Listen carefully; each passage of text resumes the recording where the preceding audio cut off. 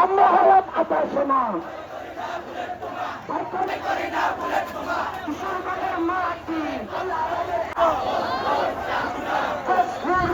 কালে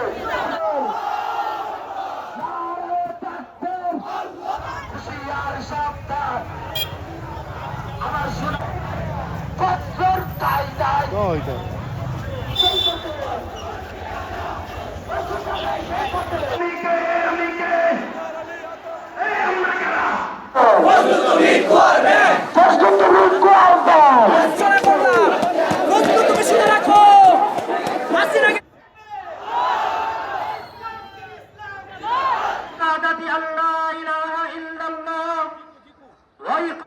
সর্বসাধারণকে নিয়ে আজকে তুমি আল্লামা আতাউর রহমান খান রহমতিও কেবলার দিকে রাখা হয়, খবরে তোমার চেহারা কেবলার দিকে।